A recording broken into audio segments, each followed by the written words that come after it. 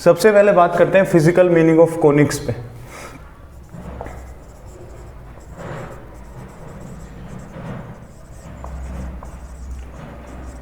Conics बनते कैसे हैं? बेसिकली हम यहाँ पे 3 तरह के कोनिक्स पढ़ते हैं, ellipse, parabola and hyperbola. Ellipse का एक स्पेशल केस है, दैट इज सर्कल। ठीक है, तो फिजिकल मीनिंग ऑफ कोनिक्स से आप समझेंगे, फिर फर्दर हम इनकी इक्वेशंस के ऊपर बात करेंगे, इनकी प्रॉपर्टीज के ऊपर बात करेंगे। सबसे इंपॉर्टेंट चीज, ये तीनों फिगर हम 2 डायमेंशनल प्लेन के अंदर पढ़ेंगे, चारों फिगर्स, तो हमारे लिए इजी रहेगा इमेजिन करना। इक्वेशंस वगैरह इनकी पढ़ेंगे, प्रॉपर्टीज पढ़ेंगे और उन्हीं के बेस पे इनके क्वेश्चंस बनते हैं। सबसे पहले हम बात करते हैं कि ये बनता कैसे, कोनिक्स बनता कैसे। फॉर एग्जाम्पल मैंने एक लाइन कंसिडर करी, ऐसी लाइन, ठीक है, जो बिल्कुल वर्टिकल लाइन है, और एक ऐसी स्लैंट लाइन है। इस वर्टिकल लाइन को हम एक्सिस बोलते हैं, axis, and this is generator. अगर मैं, अब आप इमेजिन करो, देखो, अगर मैं इस जनरेटर लाइन को ऐसे रिवॉल्व करता हूं, आप 9th-10th क्लासेस में एक क्वेश्चन पढ़ते हो भाई, जैसे ये कोई राइट एंगल ट्रायंगल है, और अगर इस राइट एंगल ट्रायंगल को परपेंडिकुलर के अलोंग रिवॉल्व कर देते हैं, तो पहले ये वाला हिस्सा इधर आके लगेगा, और फिर ऐसे नीचे सर्कुलर पाथ बनते हुए एक कोन जनरेट हो जाता है। ये हमने पढ़ा था, एक कोन बन जाता है। ऐसे इधर जैसे ये लाइन घूमना शुरू करेगी, तो आपको ऐसे एक डबल राइट सर्कुलर कोन मिल जाएगा, इस तरह से डबल राइट सर्कुलर कोन, ऐसा कोन आपको मिल जाएगा। और ये जो एक्सिस लाइन है, ये इसके बिल्कुल यहाँ से पास होगी, इस पॉइंट से, और this point is called vertex. जो जो चीज़ें मैं बता रहा हूँ ध्यान से सुनते जाना। इस पॉइंट को वर्टेक्स बोलता हूँ मैं, वहाँ पे आप फेयर फिगर भी देखते जाना साथ साथ। और ये जो है, ये जो वर्टिकल लाइन है, this is axis of cone, और ये जो ऐसे बनी है जिसने जनरेट किया कोन को, इसलिए इसका नाम जनरेटर रख दिया हमने। इस जनरेटर और एक्सिस के बीच के एंगल को हम लोग बोलते हैं अल्फा एंगल, डिनोट करते हैं सिंबल ए से भी कर सकते हैं।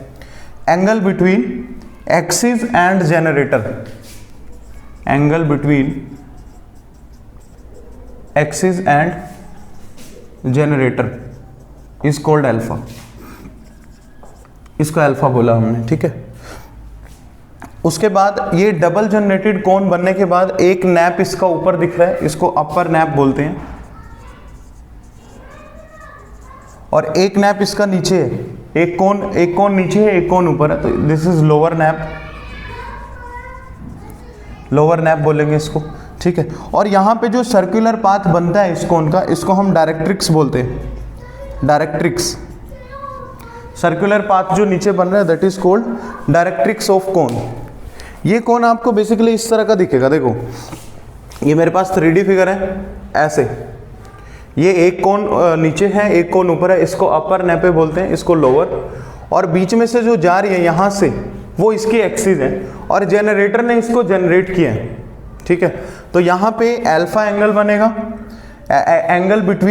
Angle between axis and generator is called alpha. ध्यान से सुनने ना, अल्फा एंगल कौन सा है? Angle between axis and generator is called alpha.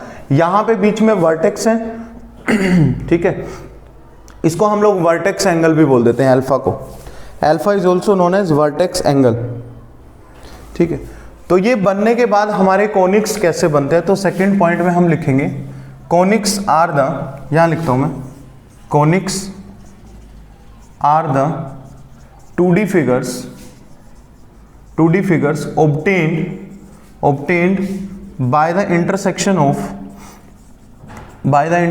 of plane and double right circular cone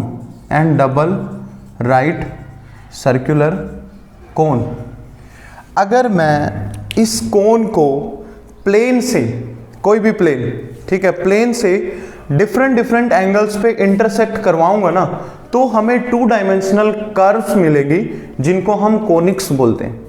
ellipse मिलेगा सबसे पहले, इलिप्स का स्पेशल केस सर्कल, फिर पैराबोला और फिर हाइपरबोला।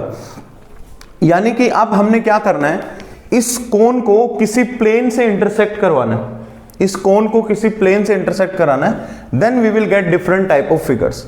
तो ये 2 पॉइंट पहले आप अच्छे से लिख ले भाई। एक तो आपको अल्फा एंगल पता चल गया जिसको हम वर्टेक्स एंगल भी बोलते हैं, दूसरा आपको ये पता चल गया भाई जो कोनिक्स हमें मिलते हैं, those are the intersection of double right circular cone and plane. Double right circular cone and plane, पहले यहां तक लिखे। मैं बोर्ड पे आपको साथ साथ फिगर बनी हुई दिखाता रहूंगा ताकि आपको समझ आता रहे, ठीक है। तो सबसे पहला केस आप इसके अंदर लिखोगे, इलिप्स कैसे बनता है।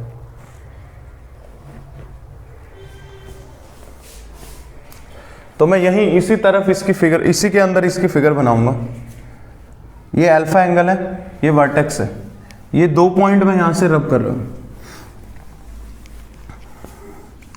लोअर नेपे, जनरेटर, डायरेक्ट्रिक्स, अपर नेपे, अल्फा, इन सब के बारे में आपको पता चल गया। और एक्सिस देखो, अगर इसको कोई प्लेन, अल्फा एंगल का पता चल गया, एक एंगल होता है बीटा एंगल, एंगल बिटवीन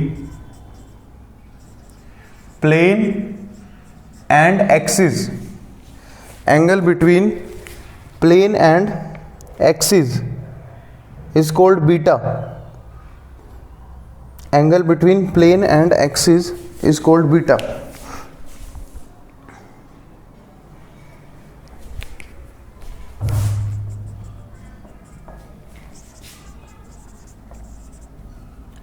इस बीटा और अल्फा एंगल के रिलेशन की हेल्प से हमें कोनिक्स मिलते हैं। तो सबसे पहला कोनिक हमें मिलेगा इलिप्स।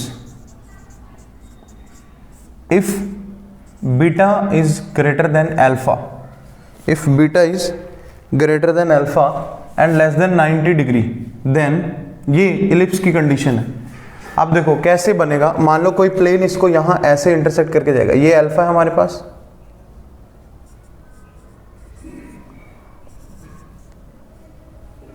ऐसे इसको कोई प्लेन इंटरसेक्ट करके जाएगा, तो यहां पे हमें इलिप्स का फिगर बनता हुआ दिखेगा, ठीक है।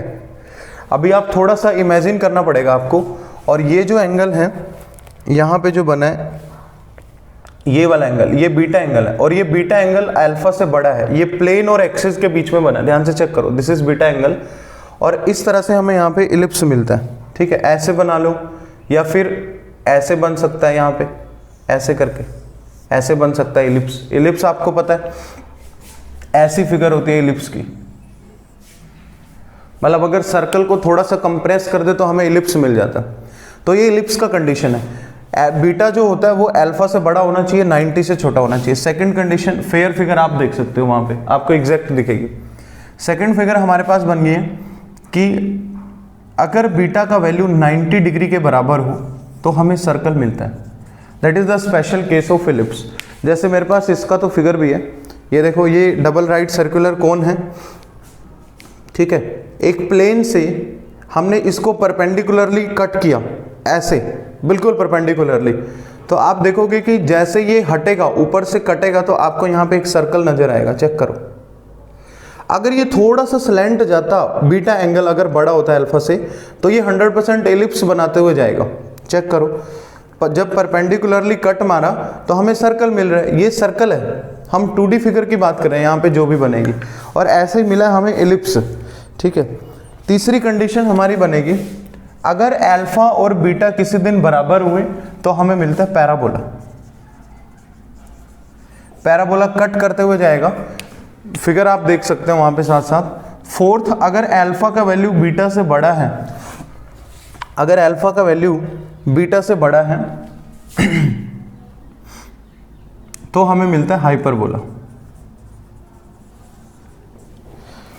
ठीक है। जैसे मेरे पास इसका ये भी है, ये हाइपरबोला है, इस पे अल्फा का वैल्यू बीटा से बड़ा है। ऐसे भी आप इमेजिन नहीं कर पाओगे, तो जब आप प्लेन को इंटरसेक्ट कराते हुए देखोगे तो तभी आपको पता चलेगा। तो देखो यहाँ पे ये ऐसी फिगर और ये ऐसी फिगर, ये हाइपरबोला की फिगर है, ठीक है। तो एक बार कैसे दिखते हैं, सर्कल और इलिप्स का आपको पता चल गया। ऐसा हमें पैराबोला दिखता है। पैराबोला 4 तरह के हम पढ़ेंगे, right handed, left handed, upward और डाउनवर्ड पैराबोला। और इस तरह से हमें हाइपरबोला दिखता है, दोनों तरफ हाइपरबोला, 2D फिगर ऐसे इसमें बना हुआ है। देखो एक ऊपर की तरफ बना हुआ है और एक नीचे की तरफ बना हुआ है, ऐसे यहाँ पे फिगर में बना हुआ है, ठीक है। तो इस तरह से हमें चारों कोनिक्स मिलते हैं at different angles which a plane makes with double right circular cone. And between the and alpha that is angle between axis and generator of the plane, generator of the cone, ठीक है। तो alpha और beta के relation के हिसाब से हमें अलग अलग तरीके के कोनिक्स मिल जाते हैं and conics are 2 dimensional figure. तो इसके बाद हम 1 बाय करके डिस्कस करेंगे। देखो मैं आपको पढ़ा रहा हूँ यहाँ पे एनसीईआरटी के हिसाब से, क्योंकि हम इस क्लास में सीबीएसई कवर कर रहे हैं।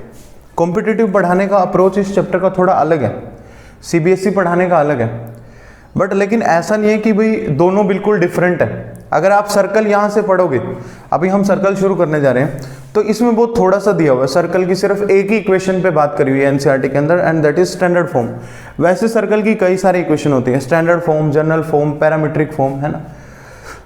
तो और इलिप्स भी और पैराबोला भी, पैराबोला की भी बात हम यहाँ पे स्टैंडर्ड पैराबोला की करेंगे, इलिप्स की बात हम स्टैंडर्ड इलिप्स की करेंगे, यानी जो जिसका सेंटर ओरिजिन होगा, पैराबोला का वर्टेक्स ओरिजिन होगा। हाइपरबोला की भी हम स्टैंडर्ड हाइपरबोला की बात करेंगे, सर्कल की भी हम स्टैंडर्ड इक्वेशन की बात कर रहे हैं। तो यहाँ पे इजी है, कॉनिक सेक्शन एनसीईआरटी के अंदर बहुत इजी है।